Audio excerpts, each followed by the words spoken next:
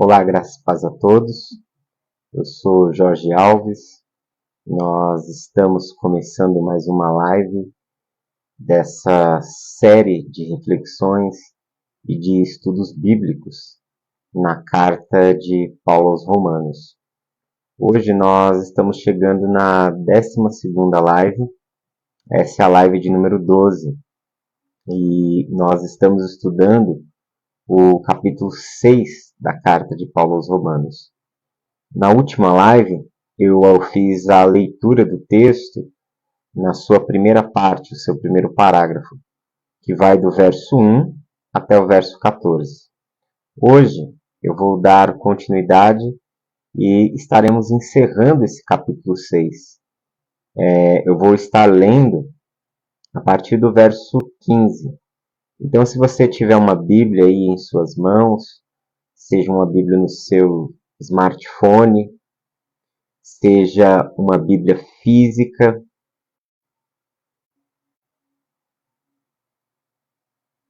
seja uma Bíblia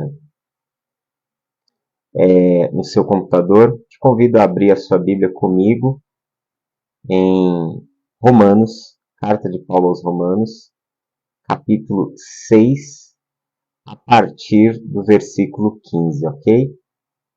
Então vamos à leitura. Diz assim o texto: E daí?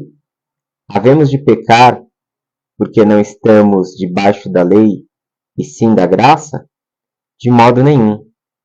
Não sabeis que daquele a quem vos ofereceis como servos para obediência, desse mesmo a quem obedeceis sois servos, seja do pecado para a morte ou da obediência para a justiça? Mas graças a Deus, porque outrora, escravos do pecado, contudo viesses a obedecer de coração a forma de doutrina que fostes entregues. Verso 18.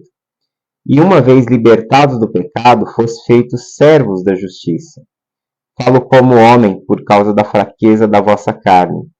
Assim como ofereceste os vossos membros para a escravidão da impureza e da maldade, para a maldade, assim oferecei agora os vossos membros para servirem à justiça, para a santificação. Porque quando erais escravos do pecado, estáveis isento em relação à justiça. Verso 21. Naquele tempo, que resultados colhestes? Somente as coisas de que agora vos envergonhais, porque o fim delas é a morte. Verso 22. Agora, porém, libertados do pecado, transformados em servos de Deus, tende o vosso fruto para a santificação e, por fim, a vida eterna. Verso 23. Porque o salário do pecado é a morte, mas o dom gratuito de Deus é a vida eterna em Cristo Jesus, nosso Senhor. Então, nós estamos aqui nessa segunda sessão de Romanos capítulo 6, onde o tema central aqui é começar a falar sobre a nossa santificação. Até o capítulo 5 de Romanos, Paulo ele vai falando sobre queda, sobre o afastamento do ser humano, das pessoas de Deus, e em consequência desse afastamento, nós temos a atribuição da condenação humana. E aí Paulo ele vem apresentando uma resposta para toda essa degradação humana, que foi a obra de Deus em Cristo Jesus. Então, por volta de Romanos capítulo 3, 21, ele fala do nosso resgate, ele fala da nossa restauração e de como nós acessamos isso, de como nós vamos experimentar essa justificação. E aí ele nos apresenta que essa justificação, essa salvação, essa nova vida, ela se dá por meio da fé, e fé na obra daquilo que Deus realizou através de Cristo, ou seja, a morte e a ressurreição de Jesus. No capítulo 4, Paulo ele faz novamente referências, ele se utiliza de ações ele se utiliza da vida, transmite, o que ele nos aponta é que agora nós vivemos em Cristo. E por vivermos em Cristo, nós vamos viver a nova realidade de Cristo, a nova realidade do Evangelho, essa nova realidade da vida em Cristo, essa nova realidade onde nós estamos conectados a Deus, onde nós passamos a viver uma vida nova em Deus. E a partir do verso 15, que foi o verso que nós lemos aqui, você vai ver novamente Paulo fazendo um paralelo com o verso 1 e 2, porque ele começa dizendo: e daí? Havemos de pecar porque não estamos debaixo da lei, e sim da graça? E ele diz: de modo nenhum. Ou seja, nós podemos dizer aqui que Paulo ele rebobinou a fita novamente, né? Quem é da época dos VHS vai entender aqui o que eu quero dizer. E ele passa a tocar de novo nesse assunto, só que agora mudando a ênfase. Na primeira parte da carta, a ênfase ela estava voltada para falar sobre a nossa união com Cristo, de que nós nos unimos a Cristo e nós passamos a viver essa comunhão, essa comunicação, nós passamos a viver a vida de Cristo em nós. E agora, a partir do verso 15 até o verso 23, a temática muda, o tema é outro. Ele quer agora falar sobre a nossa escravidão com Cristo. Daí nós podemos então entender duas palavras-chave que eu quero que você guarde em relação ao capítulo 6, que elas vão nos nortear, elas vão nos orientar a uma compreensão mais clara desse texto. Então, do verso 1 a 14, onde nós temos o primeiro parágrafo, o conceito que é apresentado é o seguinte: mortos para o pecado, mas vivos para Deus. Ok? Mortos para o pecado, mas vivos para Deus. E do verso 15 até o verso 22, o conceito é libertados do pecado e tornado escravos de Deus. Ok? Libertados do pecado e escravos de Deus. No primeiro, no verso 1 ao 14, onde o conceito é mortos para o pecado, mas vivos para Deus, está atrelado àquilo que Deus fez por nós, aquilo que foi feito em nosso favor. Já no segundo momento, onde libertados do pecado e escravos de Deus, está atrelado à nossa resposta ao que nós fazemos em relação àquilo que Deus fez por nós. Lembrando que tanto no primeiro conceito como no segundo, em todos eles o que está presente é a graça de Deus. É a graça de Deus que proporciona ambas as coisas. É a graça de Deus que faz com que Deus tome a iniciativa de vir ao meu encontro e de me trazer a presença dele através da morte e da ressurreição de Cristo Jesus. E é a graça de Deus que me capacita a servir a Deus. É a graça de Deus que me capacita a buscar uma vida em retidão com Deus. Ou seja, toda vida cristã do início ao fim, como dizia Martin Lloyd Jones, toda vida cristã é graça. O reverendo Martin Lloyd Jones ele dizia assim: é graça no início, é graça no meio e é graça no fim. A graça ela está presente em toda parte. A graça ela está presente em toda vida. Toda vida, toda existência é apenas um reflexo da bondade, da generosidade, da misericórdia e principalmente do amor de Deus, que nos alcança de forma surpreendente. Ok? Então, a partir daí nós vamos ver aqui o verso 16. O verso 16 ele nos apresenta essa nossa autorrendição, né? E vamos dizer que a autorrendição conduz à escravidão. O verso 16 diz assim: não sabeis que aquele a quem vocês se oferecem, ou a quem vocês foram oferecidos como servos para obediência, desse mesmo a quem vocês obedecem, vocês se tornaram servos, seja do pecado para a morte, ou da obediência para a justiça?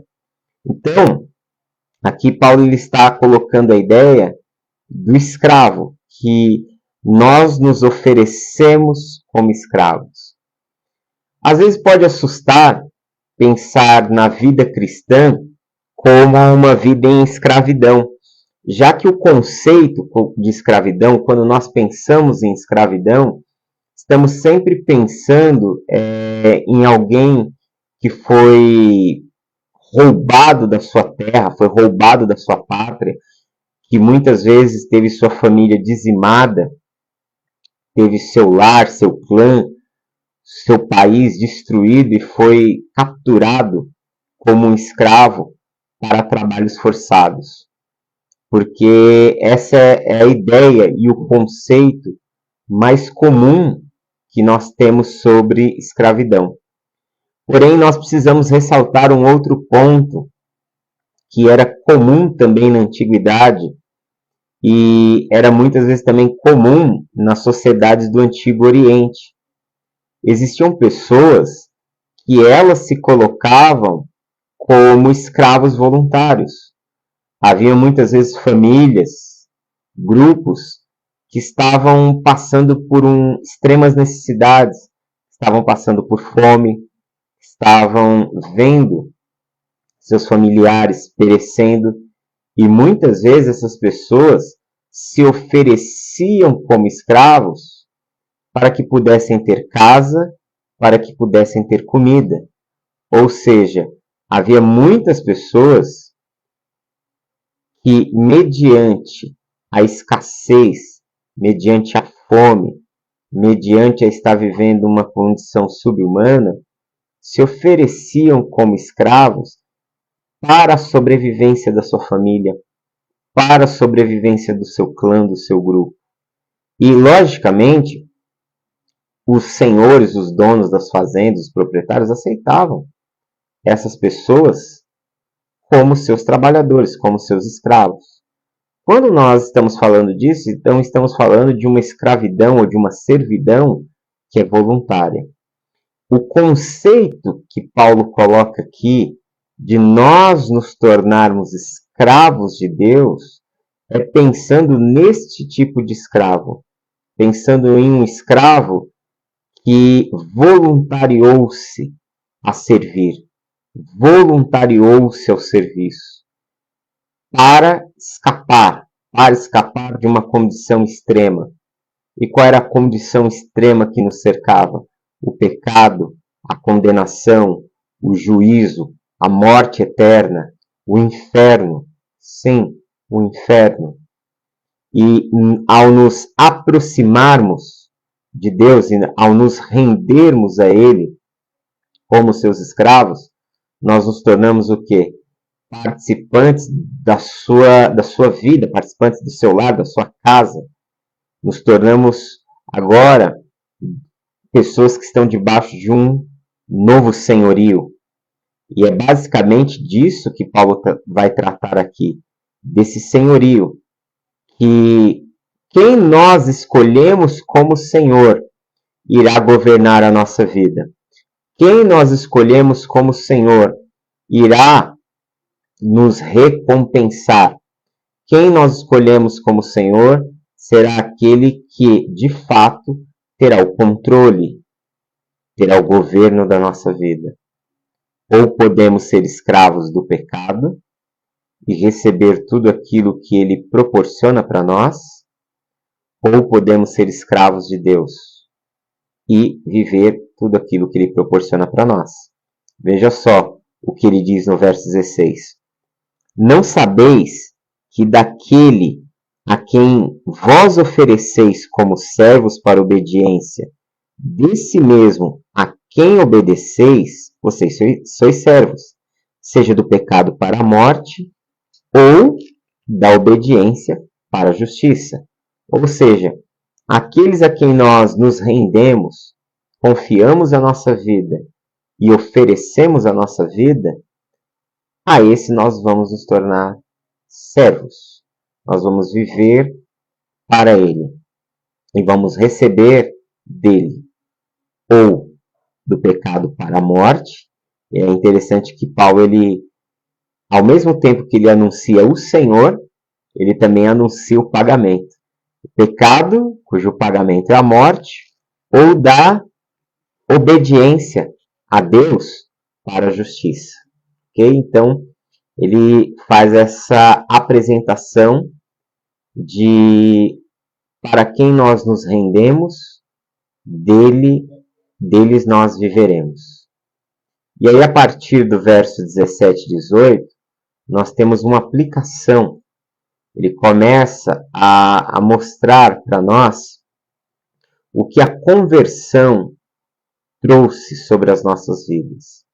E ele começa a nos apresentar que a conversão implica numa troca de escravidão.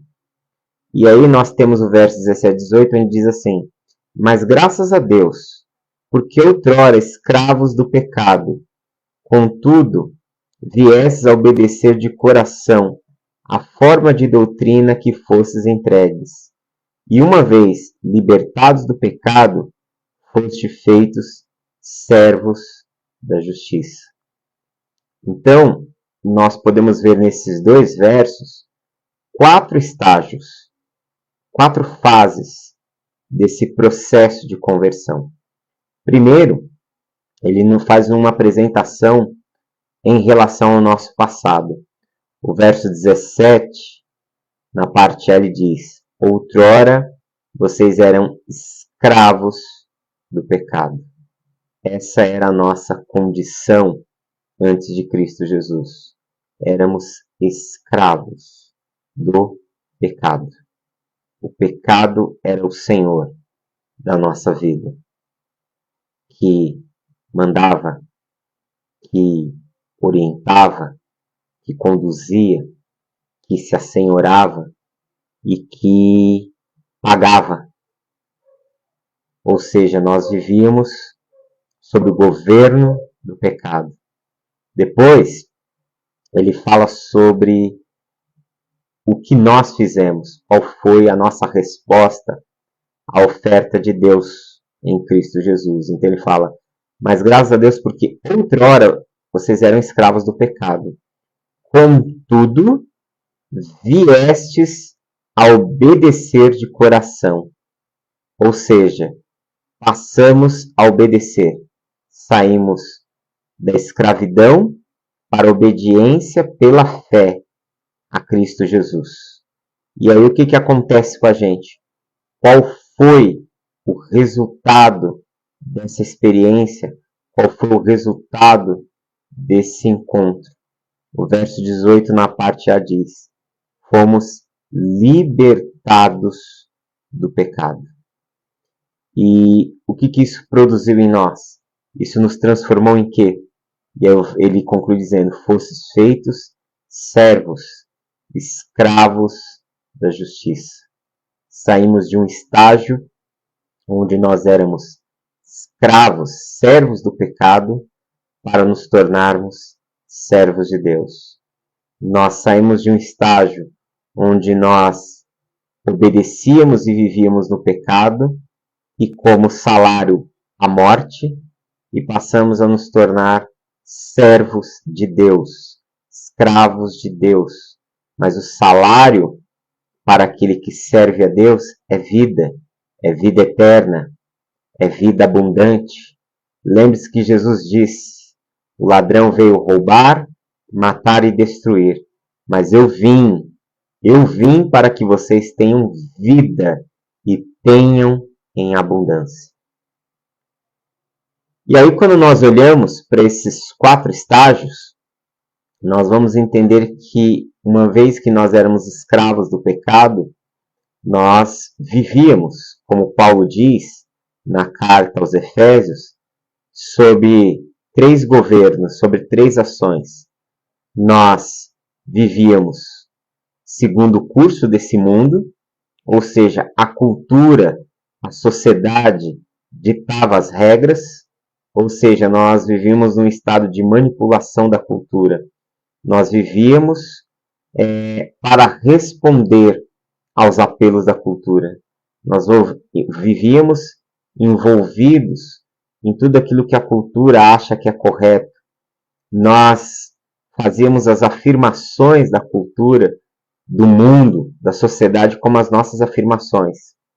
E você descobre que o mundo, que a sociedade sem Deus, né, quando a Escritura fala do mundo, muitas vezes mundo aqui é tomado de uma forma metafórica. Mundo representa a sociedade sem Deus, representa a cultura. Que os valores da cultura são contrários aos valores do Evangelho. Por exemplo, hoje nós vivemos numa cultura e numa sociedade que tem no aborto algo muito natural. Nós vivemos numa sociedade que o aborto é tido como lei. Quantos países na Europa hoje você não tem a legalização do aborto? E a legalização do aborto, nesses países, abre espaço, muitas vezes, para que uma pessoa que teve uma gravidez indesejada, e não indesejada nos termos de uma violência, não indesejada nos termos de que a criança ela está com uma doença, como no Brasil, né? A lei no Brasil, ela permite um aborto se a criança for diagnosticada com anencefalia. A anencefalia é que a criança ela não vai ter um desenvolvimento cerebral. E se aquele feto permanecer no útero materno, pode gerar a morte da mãe, entendeu? Traz consequências graves para a gestante. Nesse caso, no Brasil é permitido o aborto. No Brasil é permitido também o aborto quando você tem o estupro. O estupro, ele permite, no Brasil é permitido o aborto quando se há um estupro.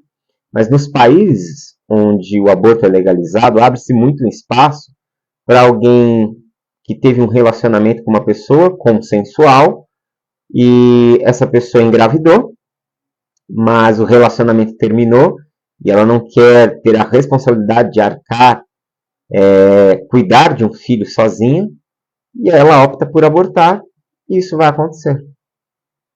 Por mais que esses países tentam defender que não é assim, mas na prática é assim.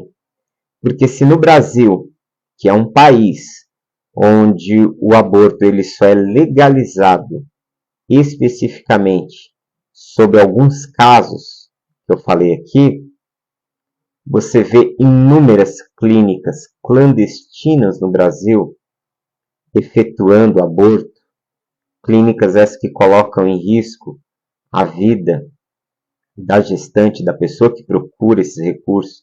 Se você vê que em países onde o aborto ele tem restrições, se há abortos e clínicas clandestinas, porque as mulheres, as pessoas querem abortar, às vezes não somente a mulher, existem situações onde o companheiro da mulher, ele força ela, ou ele, vamos dizer assim, ele coage ela também a abortar.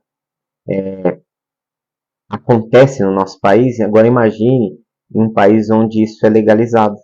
Você está entendendo? E aí, quando um país age assim, o que ele está dizendo? Que essa é uma cultura normal. É normal isso. E quando você olha para o Evangelho, quando você olha para a fé bíblica, que faz uma defesa da vida,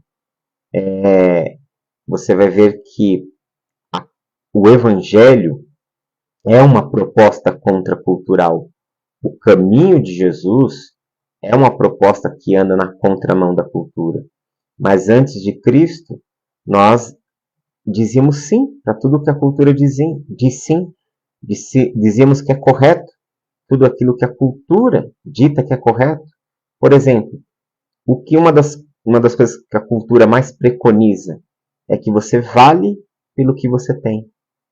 Que o que você tem em termos de dinheiro e a sua aparência, porque hoje também a cultura ela determina a chamada ditadura da beleza, que você tem que viver uma vida em busca de riquezas e você tem que viver uma vida em torno do corpo ideal, de construir o corpo ideal. Ser bonito, ter um corpo sarado e ter dinheiro é sinônimo de felicidade na nossa sociedade. E quando uma pessoa não conhece Deus, ela acha que esses são os valores pelos quais ela precisa construir a sua vida. Sendo que ao fazer isso, ela entra numa queda abismal, sem fim.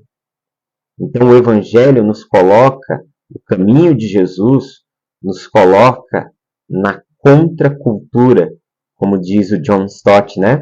Tem um livro do John Stott que é chamado exatamente a contracultura cristã. Ou seja, que nós andamos não segundo o curso desse mundo. Nós andávamos no curso desse mundo quando nós não servíamos a Deus, nem a Cristo. E aí, a segunda situação que nós vivíamos no pecado é que nós vivíamos para satisfazer o desejo da nossa carne. Ou seja, a nossa carne governava a nossa vida, os nossos desejos. Nós vivíamos pelas nossas sensações, pelas nossas paixões, que muitas vezes, ou quase sempre, eram contrários ao padrão da palavra de Deus. E em terceiro lugar, Paulo fala, tudo isso em Efésios. Eu hoje pela manhã estava dando uma aula e falando sobre como a carta aos Efésios ela é importante, né? Como esse capítulo 2, de 1 a 10 de Efésios, é um texto extremamente chave na nossa compreensão do Evangelho. Paulo diz ali, ele apresenta os nossos três inimigos, o mundo, a carne e o diabo. Esse era o nosso terceiro algoz, enquanto nós éramos escravos do pecado. Nós seguimos o curso deste mundo, que é conduzido pelo príncipe da potestade do ar. É assim que Paulo denomina em Efésios capítulo 2. Então, a vida no pecado, nós estávamos nessa vida antes de Cristo, mas todo aquele que está sem Cristo está vivendo sob o governo do diabo, sob o domínio, o governo e a manipulação da cultura e escravo dos seus desejos, escravo do seu coração, escravo da sua vontade, que cada vez mais não só coloca distante de Deus, mas como coloca em inimizade contra Deus e sob o alvo do juízo. Porque quando nós caminhamos contra Deus, quando nós caminhamos para fora da vontade de Deus, nós estamos transformando a nossa vida num caos. Nós estamos transformando a nossa vida em um verdadeiro inferno. Transformamos a nossa vida em um inferno e caminhamos para viver isso ininterruptamente na nossa vida. Depois, nós temos um encontro com Cristo e aí ele fala que nós passamos a obedecer de coração. E o que é essa obediência? Uma obediência primeiramente ao Evangelho. Porque ele diz aqui, no verso 17, mas graças a Deus, porque outrora vocês eram escravos do pecado, contudo viestes a obedecer de coração a forma de doutrina que fosse entregues. Que forma de doutrina é essa? O Evangelho pregado pelos apóstolos, a mensagem apostólica de salvação. E mediante a isso, o que esse Evangelho produz? ele produz uma mudança ética, uma mudança comportamental. Então, nós precisamos entender que o Evangelho, ele alcança a nossa mente, alcança o nosso coração, e isso se transforma numa mudança nas nossas atitudes, numa mudança no nosso comportamento, numa mudança no nosso padrão de vida. Efésios, capítulo 2, diz que nós fomos salvos pela graça de Deus. Nós somos salvos pela graça de Deus, mediante a fé. A fé é a mão que se estende para receber o presente de Deus, que é a salvação. Mas aí ele fala, qual é a finalidade da salvação? Aí ele diz, as boas obras. Ele fala, pela graça sois salvos, mediante a fé. E isto não vem de vós, é um dom de Deus, não para que ninguém se glorie. E aí ele fala, pois somos feitura dele, criados em Cristo Jesus para as boas obras. Ou seja, a finalidade da nossa salvação, a finalidade do encontro que tivemos com Deus é as boas obras. E as boas obras é o quê? É uma mudança ética, é uma mudança no nosso comportamento, é uma mudança nas nossas atitudes, é uma mudança na forma como nós vivemos. Dentro dessa mesma carta, segue depois Paulo falando, ele fala, o que roubava, não roube mais. Roubava, não roube mais. Antes trabalhe e com o seu dinheiro ajude também outras pessoas. Olha o paradoxo, olha o contraponto. Era um modo de vida e o Evangelho produz um outro modo de vida. Entendeu? Então, você vai vendo que o Evangelho é essa proposta transformadora no nosso coração e na nossa consciência. Depois ele diz, no verso 18, que com isso nós fomos libertados do pecado, ou seja, que nós saímos dessa escravidão do pecado. Nós estávamos numa cela e Cristo ele abriu as portas dessa cela para que nós nos tornássemos livres. E, através dessa liberdade, nós somos transformados em servos, em escravos da justiça. Nós passamos a viver a vida em justiça. E o que é injustiça aqui? Porque aqui você tem, nesse parágrafo, você tem esse contraste, que você sai do pecado que gera morte para viver a justiça. A justiça é o quê? É a vida que o Evangelho produz em nós. A justiça é a vida que provém da fé em Deus por meio de Jesus. Então, aqui nós temos esses 4 estágios. Nós éramos escravos do pecado, nós passamos a obedecer a Deus de coração, nós fomos libertos do pecado ou libertados do pecado e nós fomos transformados em escravos da justiça. E aí no verso 19, Paulo ele vai fazer o quê? Uma analogia, dizendo e nos mostrando o quê? Que esses 2 tipos de escravidão, eles são progressivos, são dinâmicos, não são estáticos. Veja o que diz o verso 19, ele diz assim, falo como homem, por causa da fraqueza da vossa carne. Assim como oferecestes os vossos membros para a escravidão da impureza e da maldade para a maldade, assim oferecei agora os vossos membros para servirem à justiça, para a santificação. Então, ele faz essa comparação daquele que é o escravo do pecado e daquele que se tornou escravo da justiça, o escravo de Deus. Você vai ver aqui, eu acho que 2 palavras-chave, elas surgem aqui, que é o conceito de degeneração, ou seja, quando você pratica e vive no pecado, ele é algo que te arrasta. Eu vou trazer uma imagem aqui, que é do Salmo 42. Logicamente que ali a imagem está se tratando e sendo aplicada a uma outra situação. mas ele fala assim: um abismo chama um outro abismo ao romper das tuas catadupas. Um abismo chama um outro abismo. Ali é a imagem de uma queda d'água no Salmo 42, né? De uma cachoeira, onde a água ela vai desaguando, ela vai descendo, caindo, depois ela vai caindo e assim sucessivamente. O que Paulo nos mostra pode ser comparado a essa queda d'água, pode ser comparado a isso, que o abismo, que o pecado vai nos colocando em situações de abismos. Quanto mais pecamos, mais nos distanciamos de Deus. Quanto mais saímos da presença de Deus, quanto mais nos distanciamos de Deus, mais ficamos longe dele.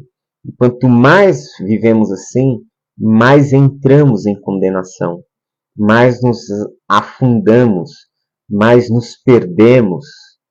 Veja só, ele diz: assim como vocês ofereceram os vossos membros para a escravidão da impureza e da maldade para a maldade, ou seja, aqui da maldade para a maldade é progressivo.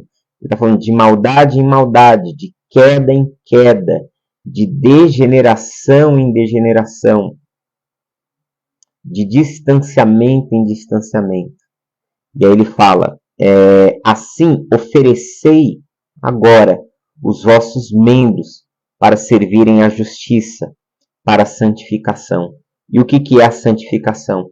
A santificação é um estágio de transformação da nossa vida pessoal. Podemos dizer que nós experimentamos a salvação, eu já falei aqui em outra live, dentro da carta de Paulo aos Romanos, que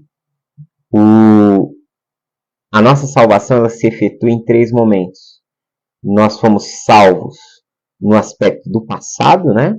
Fomos justificados, perdoados, absolvidos, e isso nos livrou da condenação do pecado. Lembra daquilo que Jesus disse: quem crê em mim não entrará em condenação, mas passou da morte para a vida. Depois, o segundo estágio é a salvação que se efetua no presente, e isso é chamado de santificação. É onde eu estou vencendo, lutando e vencendo o poder do pecado na minha vida. E a santificação é um processo transformador, porque a obra de Deus em nós é nos tornar parecidos com o seu Filho.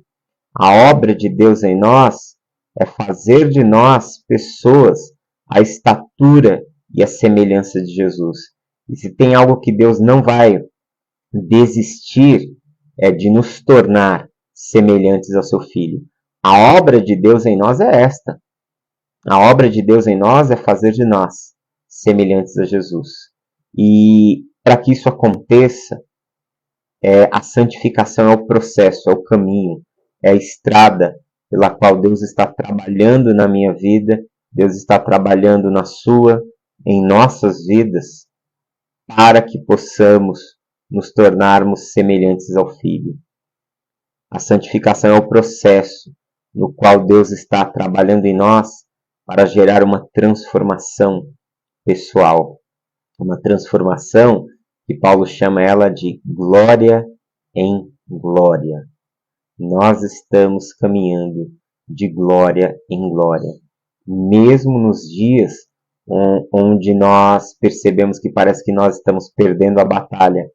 Porque há dias na vida cristã que parece que nós não estamos sendo vitoriosos, que nós estamos perdendo, que alguns sentimentos ruins em nós falaram mais altos, quando a nossa injustiça, o desejo de vingança, quando nós não controlamos a nossa boca, as nossas palavras, quando nós pecamos, nós caímos na nossa jornada. Parece-nos que o pecado teve vantagem sobre nós e parece que estamos perdendo. Ainda assim, Deus está trabalhando em nós de glória em glória. Por quê? Porque o cristão, quando ele peca, ele não tem alegria na atitude que ele teve. Aquilo não é um hábito, aquilo não é uma forma como ele vive. Aquilo ali não é a vida dele. Ele sabe que ele ele está vivendo uma situação anormal, não lhe cabe mais viver daquela forma. E o que isso gera nele? Quebrantamento, gera arrependimento, gera confissão. E isso o aproxima de Deus, o aproxima, e ele se torna, via de regra, mais vigilante, ele procura estar mais atento, ou seja, toda a caminhada cristã, ela é uma caminhada de aperfeiçoamento. Por isso o conceito é transformação. O Evangelho em nós, ele produz essa transformação, dia após dia. Então, Paulo, ele contrasta, ele faz essa analogia, nos mostrando algo muito importante. Aquele a quem nós escolhemos como Senhor, ele irá conduzir a nossa vida, e a nossa vida ela não permanecerá no mesmo estágio.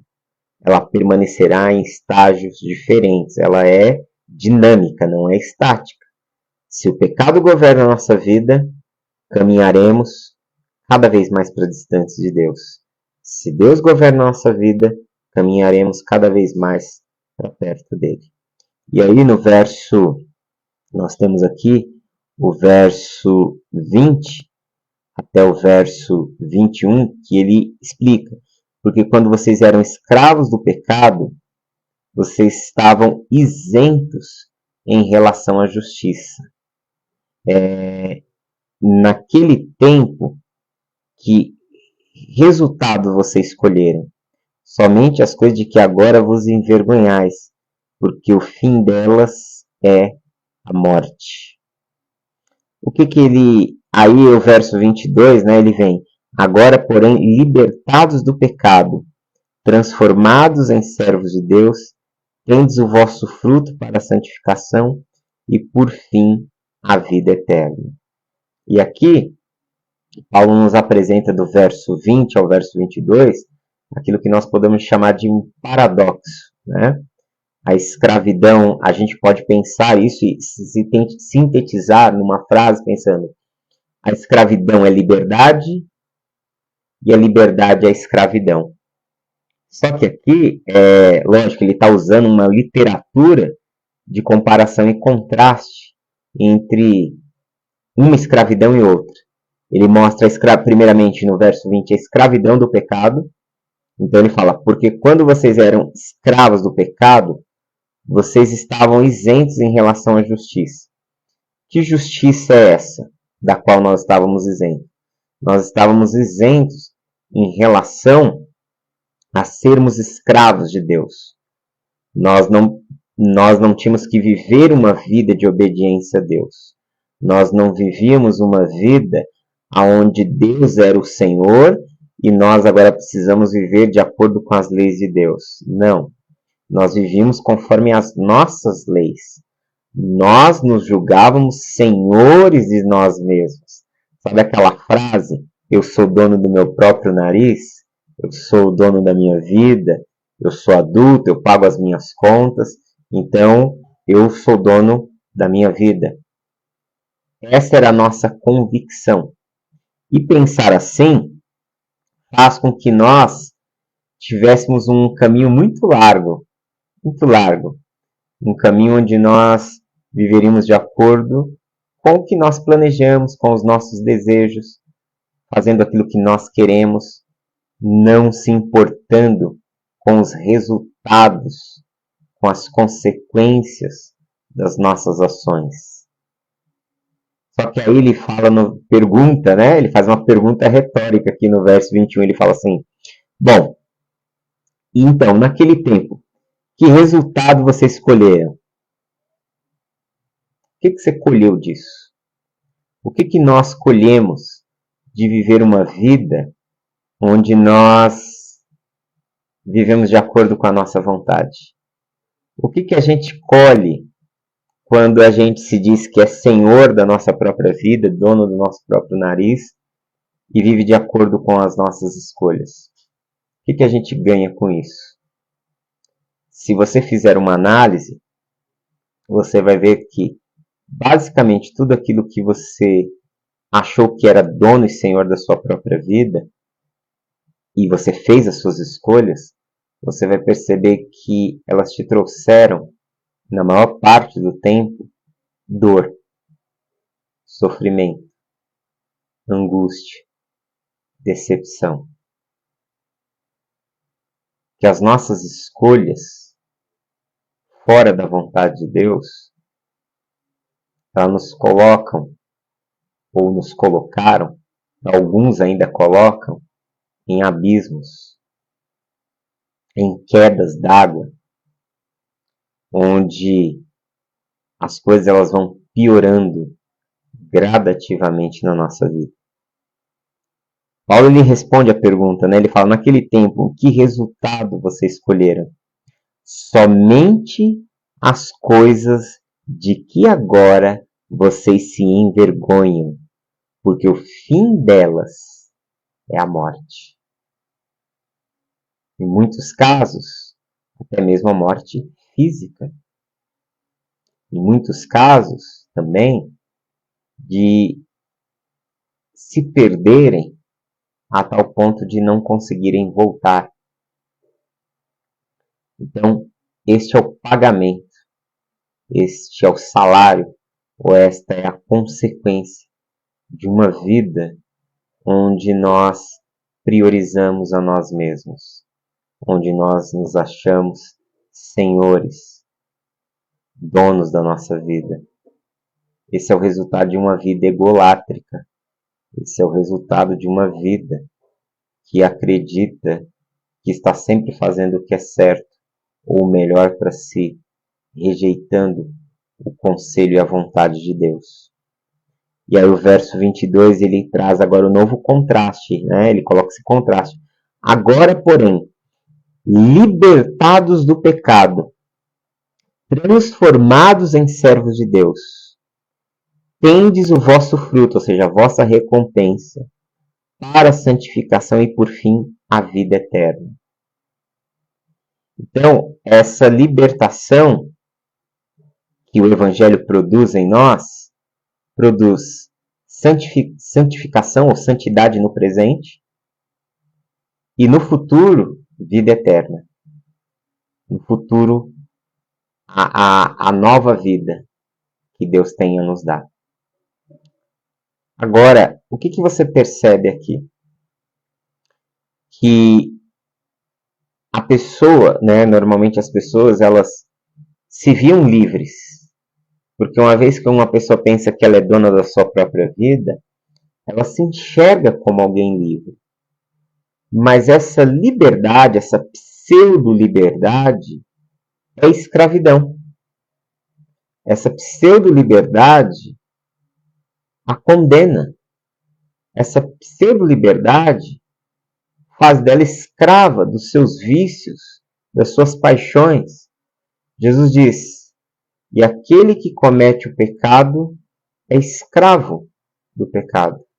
E o escravo não é livre. E aí depois ele diz o quê? Se vós verdadeiramente ouvirdes os meus ensinos, sereis meus discípulos, e conhecereis a verdade, e a verdade vos libertará. Então, o conceito de liberdade sem Deus pode ser traduzido pela palavra libertinagem. Você é livre nas suas prerrogativas, você é livre no seu conceito, no seu ideal, na sua mente você é livre, mas você é escravo.